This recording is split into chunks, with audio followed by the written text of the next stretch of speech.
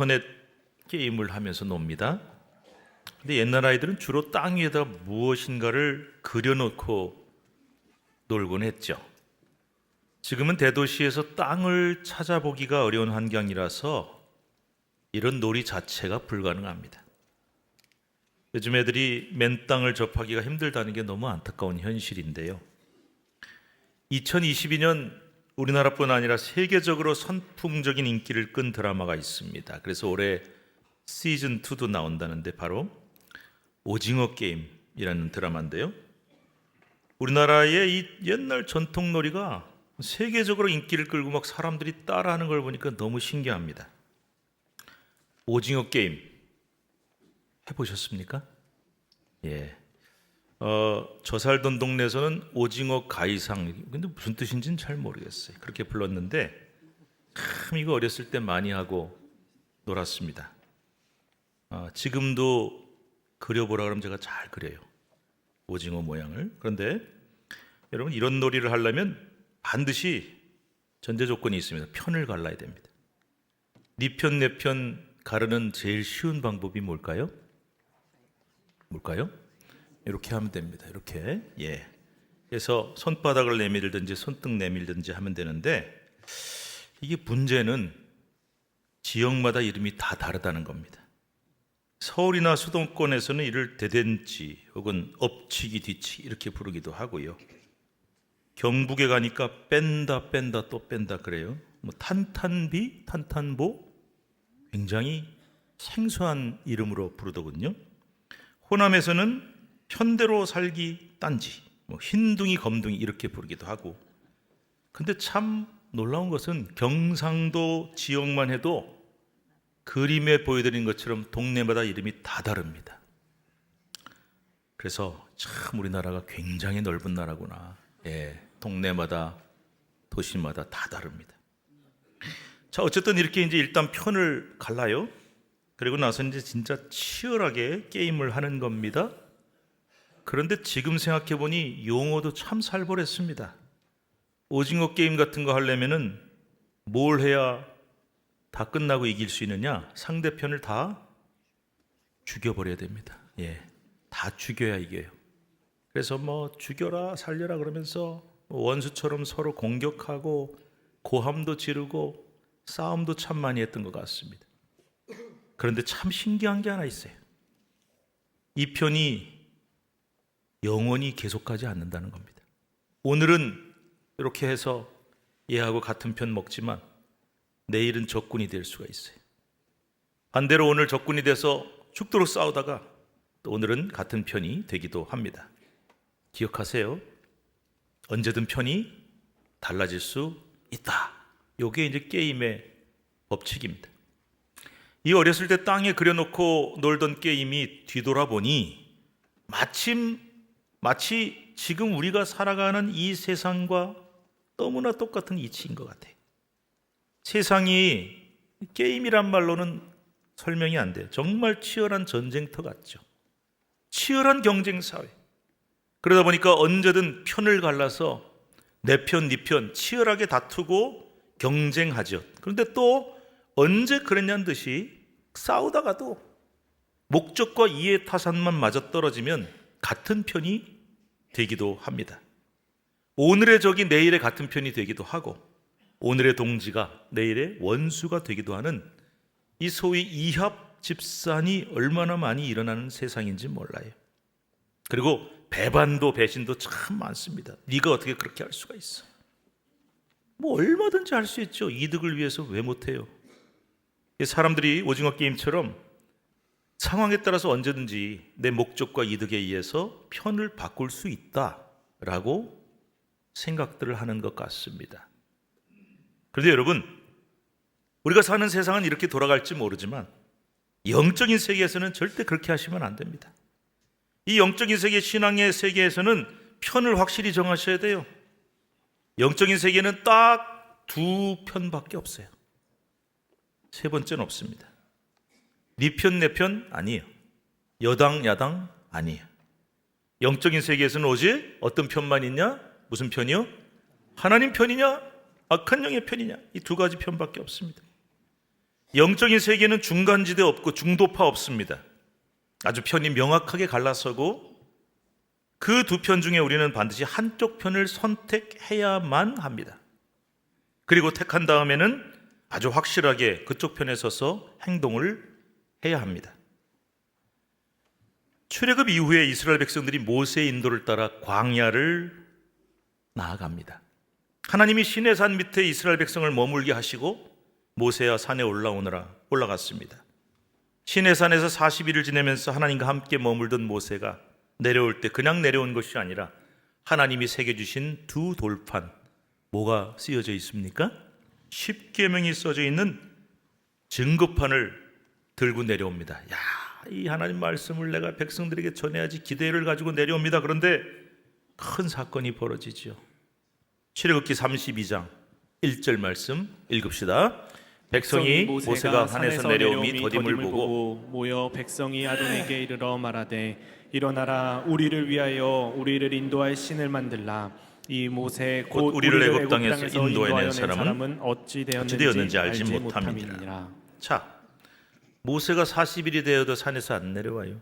기다리다가 지쳤습니다. 그랬더니 이스라엘 백성들의 주특기가 튀어나옵니다.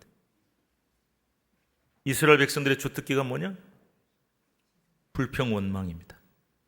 인내심이 없는 어리석은 백성들. 그래서 광야 생활하면서 조금만 배고프면 배고파 죽겠다고, 목말라 죽겠다고, 더워 죽겠다고 하나님을 원망하고 모세에게 불평 터뜨리는 이 주특기. 사람은요, 아무리 이렇게 싹 위장을 하고 살아도 급한 일이 생기거나 힘든 일이 생기거나 기다리다 지치면 이 속에 있는 본성이 다 드러납니다. 그게 주특기입니다. 여러분, 나쁜 주특기는 발휘하시면 안 됩니다. 그랬더니 이스라엘 백성들이 맨날 하듯이 이제 원망 불평을 터뜨리면서 모세가 없으니까 평상시에는 하나님 원망하고 모세 원망하더니 이제는 대제사장인 모세의 형 아론에게 뭐라고 욕을 하냐? 우리 더 이상 모세 못 기다려. 지쳤어. 그러니까 대제사장 당신이 책임져야지. 우리를 위해 신을 만들어라. 이렇게 요구를 하게 되는 거죠. 여러분 잘 보세요. 이스라엘 백성들이 한 말이 되게 중요합니다. 뭐라 그랬냐? 같이 읽어봐요. 우리를 위하여 우리를 인도할 신을 만들라. 여러분, 이게 왜 중요하냐? 이게 우상의 본질이에요. 제가 늘 얘기합니다. 우상이 뭐냐? 하나님보다 사랑하거나 하나님만큼 사랑한 우상입니다. 그런데 우상의 본질은 뭔 줄 아세요? 나를 위한 신이에요. 신이 나를 위해 존재하는 거예요. 나를 돕기 위해, 나를 잘 살게 하기 위해 존재하는 신이에요. 여기 해당되는 신이 다 우상입니다. 그래서요, 이 신이 나한테 별로 도움이 안 되는 것 같아, 나한테 별로 이득이 없어, 그럼 언제든지 갖다 버립니다. 이게 우상이에요. 근데 여러분, 하나님은 그런 분이 아니십니다. 하나님이 나를 위해 존재하는 것이 아니라 내가 하나님을 위해 존재하는 것입니다. 여러분 기억하세요. 교회 열심히 다니고 신앙생활 잘하는 것처럼 보이지만 내 마음속에, 말은 그렇게 안 하죠. 근데 내 마음속에 하나님이 나를 위해 존재한다, 하나님은 나를 도와주시는 분이어야 해, 이런 마음을 가지고 교회 다니는 것은 참 신앙이 아닙니다. 그건 기복신앙이고 우상숭배예요. 왜? 하나님이 나를 위해 존재한다는 생각을 하고 있기 때문에. 반드시 하나님은 한 분이시며 유일한 신이시고 내가 하나님을 위해 존재하고 내 삶의 목적은 하나님의 영광을 위한 것임을 잊지 마시기 바랍니다. 그래야 그게 참다운 신앙이에요. 잊지 마세요. 자, 이전 이스라엘 백성들의 요구, 우리를 위한 신을 만들어라, 우리를 인도할 신을 만들어라 그랬더니 대제사장 아론이 어떻게 합니까? 아이고, 그래도 대제사장식이나 됐으면 정신 차려라 말이지. 야단쳐야 될 거 아니에요. 그런데 그냥 함께 마음을 모아서 금고리 다 갖고 와. 그래서 녹여서 금 송아지 우상을 떡하니 만들었어요. 그래서 모세가 시내산에서 이제 십계명 새겨진 돌판 가지고 빨리 전해야지 하고 내려왔는데 이스라엘 진영이 막 시끌벅적 난리가 났어요. 왜인가 하고 봤더니 금 송아지를 하나 떡 만들어 놓고 이스라엘 백성들이 제사를 드리고 춤을 추고 난리가 났어요. 진노한 모세가 즉시 십계명 돌판을 깨버립니다.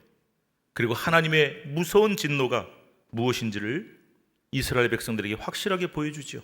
그 장면이 바로 오늘 우리가 읽은 본문입니다. 모세는 이스라엘 백성들을 향해 이렇게 외칩니다.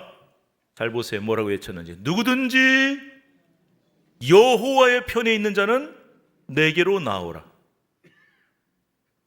이게 무슨 뜻일까요? 지금 너희가 어느 편에 설 건지 분명히 정해라. 나중 아니에요. 지금. 오늘 설교 제목이죠. 지금 확실하게 둘 중에 하나 정해라. 편은 몇 개밖에 없다고요? 2개밖에 없어요. 누구 편이냐? 하나님 편과 금송아지 우상 편. 어디 설 거야? 금송아지 우상 편 들 거면은 그래 좋아. 계속 우상 숭배해. 그런데 나는 누가 뭐래도 세상 모든 사람이 우상 다 섬겨도 나는 하나님 편이요 하고 결단한 사람은 지금 나한테 나오라. 오해하지 마세요. 지금 내 편에 설 사람 다 모여라 그러지 않았어요. 하나님 편에 설 사람 모여라. 오늘도 우리 하나님께서는 우리들 모두에게 이렇게 말씀하시고 촉구하고 계십니다. 편을 확실히 정해라. 내 편 하나님 편에 설 거냐? 아니면 금송아지 우상 편에 내가 만든 신, 나를 위해 존재하는 신, 우상과 그 우상 숭배에 우리를 빠뜨리는 마귀 사탄 편에 설 것인가? 지금 분명히 정해라. 여러분도 지금 결정하셔야 됩니다. 나는 누구 편에 설 것인가? 자, 모세의 외침을 듣고 어떤 사람들이 모여 들었습니까? 26절에 나와요. 누가요? 레위 자손이 다 모여 그에게로 가는지라 했어요. 물론 여러분, 모세가 레위 지파 출신이에요. 그러니까 뭐 피는 물보다 진하다면서요. 우리 같은 지파니까 지지하자 그리고 모였을 수도 있겠죠. 그런데 그거는 진짜 이유가 아니에요. 누군가 그러시더군요. 대한민국은 학연, 혈연, 지연이 최고다. 물론 우리가 거기서 자유로울 수는 없어요. 그런데 여러분, 신앙생활에서 그게 절대적으로 지배한다. 그건 진짜 신앙 아닙니다. 우리 편이고 우리 동네고 같은 학교 나오고 나랑 어떻고 그게 진짜 이유가 돼서는 안 돼요. 오늘도 마찬가지로 그런 인간적인 이유에서만 모인 게 아니고요. 이 레위 지파 사람들이 엄청난 신앙적인 결단을 한 겁니다. 나는 하나님 편에 설 겁니다. 모세가 누구든지 여호와 편에 있는 자는 내게로 나오라. 무슨 말입니까? 지금 나 하나님 편에 설 겁니다 하고 결단한 사람들 다 와라 그랬더니 레위 지파 사람들이 하나님 편에 서겠다고 결단하고 모여듭니다. 물론 본문에 레위 자손들이 다 모였다고 되어 있지만 전부는 아니었을 겁니다. 왜냐하면 아론, 대제사장 아론도 레위 지파 출신이거든요. 그런데 여러분, 이 정도 되면은 회개해야 되는 거 아니에요? 대제사장이 이스라엘 백성들을 금송아지 우상으로 이끌었으면 회개해야죠. 그런데 동참했다는 말씀이 안 나와요. 회개하고 동참했다는 말씀. 왠지는 모르겠어요. 그리고 레위 사람들 중에도 아마 끝까지 모세에게 나오지 않고 아예 난 누가 뭐래도 나는 금송아지야 그랬던 사람도 있었을 거예요. 그러니까 여러분 한번 계산해 봅시다. 이스라엘이 12지파예요. 그 중에 어느 지파가 왔다고요? 레위 지파. 뭐 지파마다 숫자는 좀 다르겠지만 산술적으로만 계산하면 12분의 1, 이스라엘 백성 전체 12분의 1. 그나마 그 중에서 다는 아닐 테니 전체 이스라엘 백성에 비하면 지금 모세에게 몰려든 사람들은 많지 않아요. 소수입니다. 그런데 하나님은요, 모세는 항상 이 극소수의 사람들을 택해서 우상 숭배에 물든 이스라엘 백성들을 정화하는 데 사용하십니다. 성경 보십시오. 하나님이 숫자로 하신 적 없어요. 소수의 사람들이지만 나 하나님 편에 분명히 섭니다 하는 사람들을 데리고 하나님의 역사를 이루어 가시는 분이. 그래서 하나님께는 어느 편에 서느냐가 제일 중요한 거죠. 오늘 이 말씀에서 우리는 너무나 중요한 몇 가지 메시지를 발견하게 되는데요. 첫 번째 메시지는 이겁니다. 우리 한번 읽읍시다. 누구 편인지 분명히 정해라. 영적 세계는 편이 몇 개밖에 없다고요? 2개밖에 없어요. 여호와 편이냐 금송아지 편이냐, 하나님 편이냐 악한 영의 편이냐, 이 둘밖에 없는데 우리는 레위 자손들처럼 이 두 편 중에 확실히 분명히 내가 어느 편에 설 건지를 결정을 해야 된다는 겁니다. 주저하시면 안 됩니다. 왜 주저할까요? 이게 나한테 손해일까 이익일까 계산을 하느라고 시간 걸리고 상황 살피고 여건 살피고 이러시면 안 돼요. 늦어요. 그래서 지금 즉시 결정해야 돼. 그래야 하나님이 그 사람을 받아주시고 써주십니다. 열심히 머리 굴려 나 이거 손해볼라나 이익 볼라나 환경은 어떤가 이렇게 계산하면요 늦어요. 늦게서야 결심하고 딱 갔더니 모진 마감 끝이에요. 그래서 늦어요. 하나님 말씀하십니다. 네가 크리스찬이라면, 진짜 크리스찬이라면, 종교란에다 기독교라고 쓰는 사람이 아니라 진짜 크리스찬이라면 내 편에 확실히 서라. 그리고 편을 분명히 밝혀라. 우리가 편을 정한 후 내가 누구 편인지 모든 사람들에게 분명히 밝히고 선언해야 한다는 것입니다. 지금도 크리스천들 중에는 자기가 어느 편인지 확실히 안 정하고 사는 사람들이 있어요. 그리고 내가 어느 편에 섰는지를 확실하게 밝히지 않는 사람은 더 많아요. 왠 줄 아세요? 솔직히 말씀드립니다. 손해볼까 봐. 내가 크리스천인 게 알려지면 행동거지가 불편해지고 때로는 불이익을 당할 수도 있으니까. 제가요 고등학교 때 교회를 늦게 갔다는 얘기 여러 번 했습니다. 그런데 처음에 교회 다닐 때 친구들한테, 반 친구들한테 제가 크리스천이다 교회 다닌다는 말 안 했어요. 왜 안 했게요? 뭐 묻지도 않았는데 내가 굳이 일부러 얘기할 필요가 있겠어요? 그리고 제가 나름대로 머리를 좀 굴렸죠. 내가 교회 다닌 게 밝혀지면 불편하겠다. 자기네들하고 똑같이 행동하고 똑같이 막 욕도 하고 그러면은 저한테 뭐라 그럴 것 같아요, 여러분? 그런 얘기 못 들어보셨어요? 너 교회 다니잖아. 교회 다니는 애가 왜 그래? 지네는 그 짓 하면서 내가 하면 그렇게 말하죠. 불편해요. 그래서요, 그때 제가 개발한 기도 방법이 하나 있어요.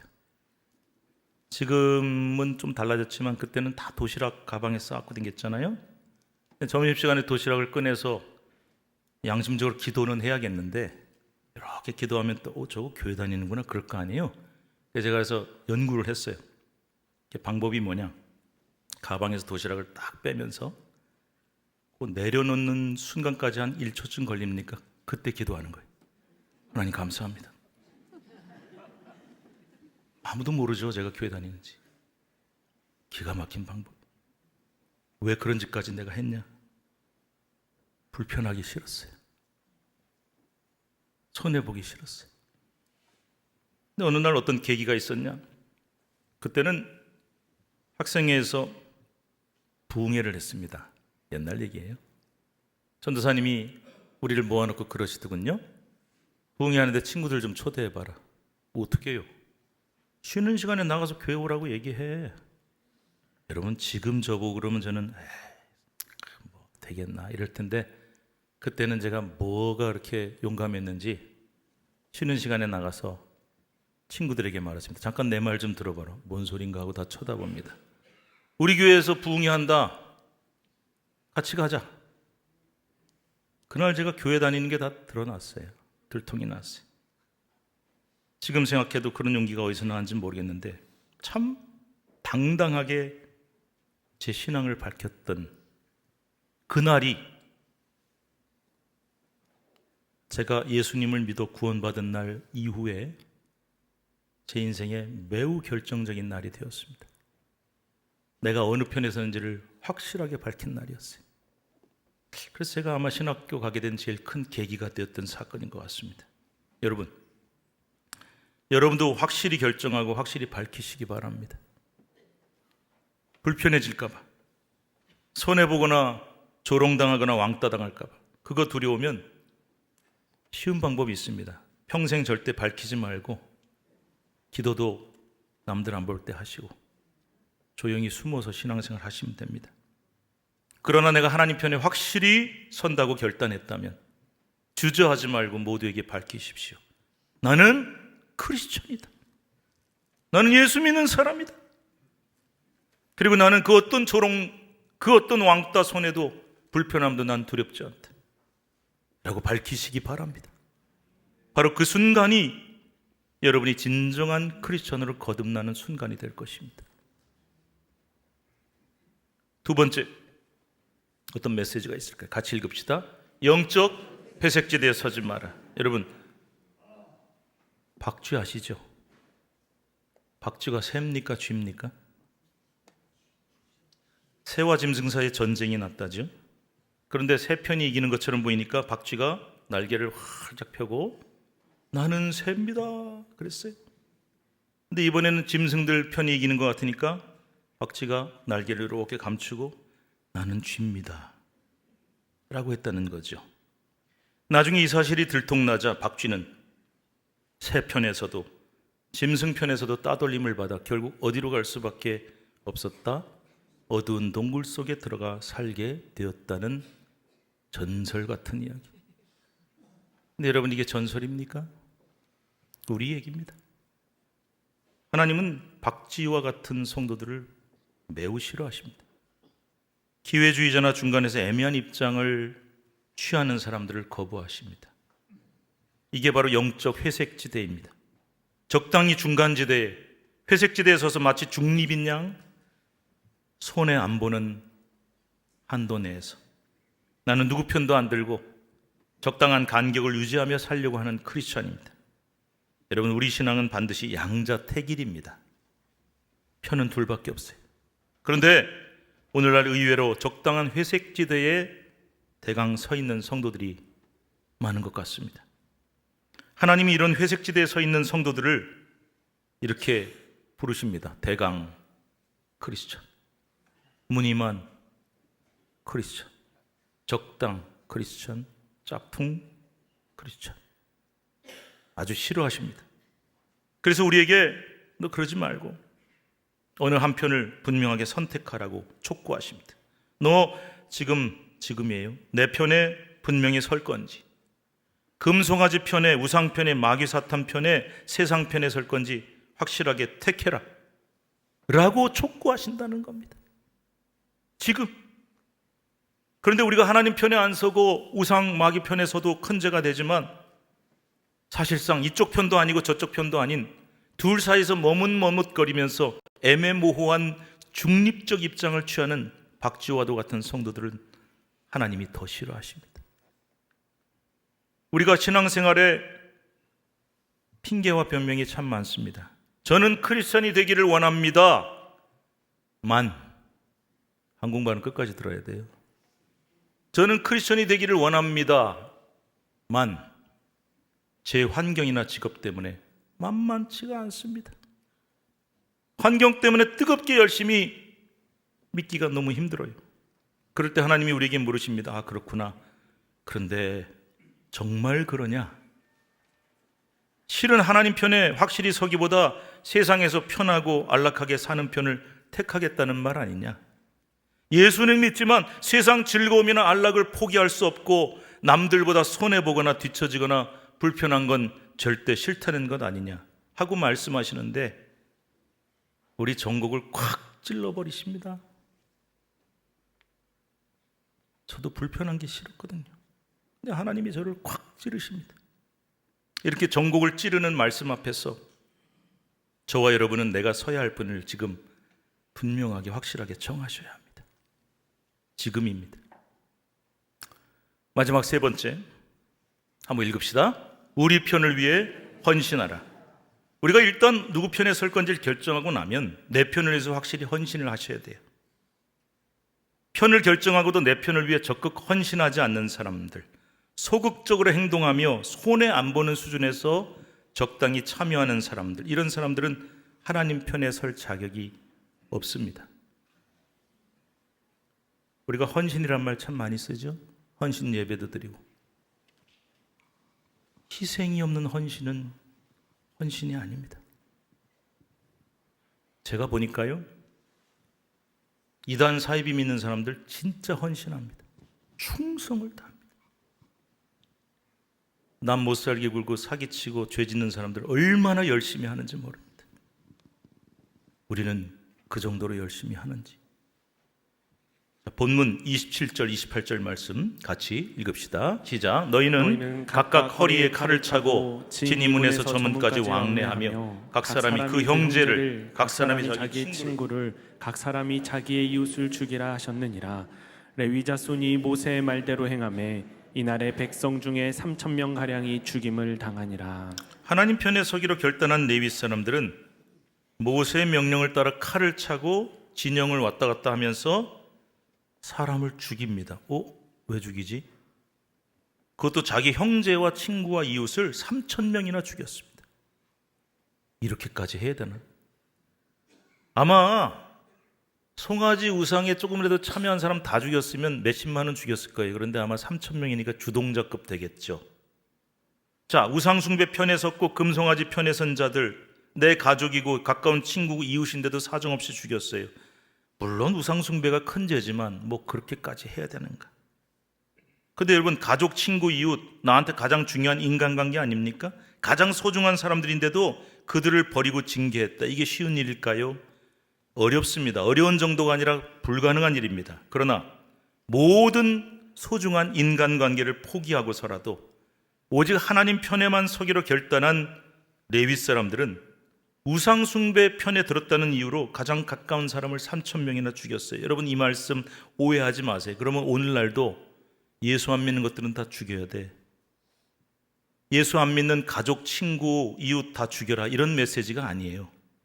그만큼 하나님 편에 확실히 선다는 게 힘든 일이란 얘기예요.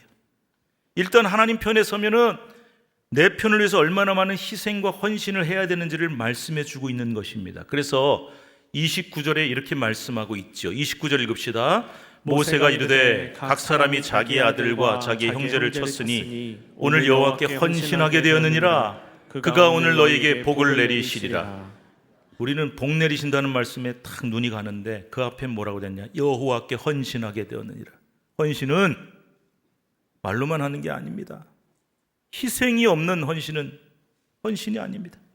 이 정도까지 하나님 편에 서서 손해보고 희생한 레위 자손들, 그들의 헌신이 놀랍기에, 진정하기에 그 상급도 더 크다는 말씀이에요. 레위 족속들이 범죄한 우상 숭배자들을 가족이고 친구였지만 죽인 것 때문에, 그 헌신 때문에 레위인들은 영원히 성전을 섬기는 거룩한 직분을 맡게 되었고, 그 가운데 제사장도 나오게 된 겁니다. 하나님의 가장 거룩한 사명에 영원히 쓰임받는 축복받은 사람들이 된 것입니다. 자, 이제 25절 말씀 읽읍시다. 25절 시작. 모세가 본즉 백성이 방자하니 이는 아론이 그들을 방자하게 하여 원수에게 조롱거리가 되게 하였습니다. 여러분,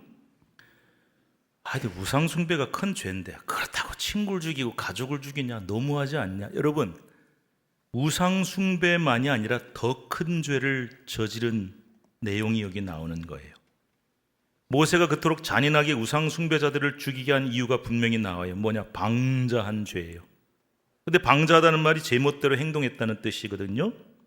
하나님의 뜻에 불순종하고 제멋대로 우상 숭배까지 저지른 죄예요. 그런데 그 다음이 더 중요해요. 그래서 그 방자함 때문에 원수에게 조롱거리가 되게 했다. 이 결정적인 말씀, 이게 더 큰 죄예요. 자, 여기서 원수는 애굽 사람들과 이방인들을 뜻합니다. 애굽 사람들 입장에서 볼 때, 아이고 저것들 이스라엘 백성들 뭐 하나님만 섬기겠다고 난리를 치고 출애굽을 하고 도망가더니만, 광야로 가더니 기껏 광야에서 한다는 짓이 금송아지나 섬기고 있냐. 여러분, 금송아지가 뭐냐면요, 애굽에 여러 신들이 있어요. 잡신이 많은데 온갖 짐승신이 다 있는데 그 중에 송아지 신, 아피스 신이라고 부르는 그 잡신 중에 하나예요. 애굽에서 섬기던 신이에요. 그거를 금으로 만들어가지고 그걸 섬기고 앉아있으니까, 아이고 저것들 뭐 하나님만 섬기겠다고 가더니만 우리가 섬기는 잡신 중에 하나를 섬겨? 아이고 꼴 좋다, 우습다. 그런데 우리만 조롱거리 되는 게 아니에요. 하나님의 이름이 우스갯거리가 되고 조롱거리가 되는 겁니다. 이거는 용서받을 수 있는 죄가 아니에요. 그래서 모세가 그토록 분노했고 그 주동자급들을 가족이든 친구든 이웃이든 사정없이 죽이게 한 겁니다. 그렇습니다, 여러분. 잘 기억하세요. 자, 아까 제가 그랬어요. 굉장히 중요한 신앙의 순간들이 있다. 내가 교회 다녀야지. 그 순간. 교회 다니다 보니까 믿음으로 내가 구원받았어 하는 순간. 그리고 나는 하나님 편이야. 누가 뭐래도 난 하나님 편에 설 거야 하는 순간. 그래서 사람들에게 나 크리스천이야. 나 예수 믿어. 나는 손해봐도 괜찮아. 하고 선포하는 순간부터 우리는 개인 자격이 아닙니다. 하나님 나라의 대표, 국가대표가 되는 겁니다. 이 개념을 잘 이해하셔야 돼요. 우리가 올림픽이나 국제대회 할 때 국가대표를 뽑아서 보냅니다. 얼마나 큰 영광입니까? 그런데 책임도 막중합니다. 제가 뉴스 보니까 그렇게 죽일 죄를 진 것도 아닌데 조금 잘못했는데 난리가 났어요. 국가대표가 이런 짓을 한다. 왜 그런지 아세요? 그게 개인의 영예를 실추시키는 거로 끝나는 게 아니라 너 국가대표인데 국가의 영예를 실추시킨 거야. 그래서 그렇게 비난을 많이 받는 거예요. 우리가 나 하나님 편입니다 하는 순간 여러분은 개인이 아닙니다. 하나님의 나라를 대표하는 국가대표예요. 그래서 내 행동 하나가, 내 말 하나가, 내 죄악이 하나님의 영광을 크게 드러내는 엄청난 일을 할 수도 있지만 그것이 하나님의 영광을 가리고 하나님의 이름을 저 적군편에, 마귀 사탄의 편에게 조롱거리로 만들고 마는, 하나님의 이름을 우스갯거리로 만들고 마는 결코 용서받을 수 없는 죄를 짓게 되는 것입니다. 그래서 레위 자손들은 하나님의 영광을 위해서, 하나님의 이름을 위해서 확실하게 희생하고 헌신하고 나 하나님 편입니다. 그래서 그 큰 상급을 받게 된 것입니다. 사랑하는 여러분, 지금 오늘 이 설교를 듣는 순간에 여러분은 어느 편에 서시겠습니까? 그리고 그 편을 위해서 어떻게 희생하고 헌신하시려고 합니까? 그 결단에 따라서 우리의 삶이, 그리고 우리의 상급이 영원히 달라질 줄로 믿습니다. 우리는요, 어떤 다른 조건을 하나님이 보시는 게 아니에요. 재산이 많고 공부를 많이 하고 조건이 다 좋은 사람, 그것도 필요하겠죠. 그런데 성경 보십시오. 하나님이 그런 사람 뽑아 쓰십니까? 아니요. 누가 하나님 편에 확실히 제일 섰는가? 누가 가장 분명하게 하나님 편이라고 선언하고 그 편을 위해 희생할 마음이 있고 헌신할 마음이 있느냐? 어떤 손해도 어떤 불편함도 두려워하지 않느냐? 그 사람을 보시는 거예요. 그 사람을 뽑으시는 거예요. 그 사람을 쓰시는 거예요. 저와 여러분 모두가 하나님 편에 서서 하나님이 쓰시는 사람이 될 수 있기를 간절히 바랍니다. 기도합시다. 하나님, 세상에는 여러 편들이 있지만, 편이 바뀌기도 하지만, 사람끼리는, 특히 교회 안에서는 편 가르고 네 편 내 편 하지 말라고 말씀하셨는데, 하나님 나라에서는, 영적 세계에서는 편이 분명해야 된다고, 두 편밖에 없다고, 너는 어느 편에 설 건지 지금 결정하라.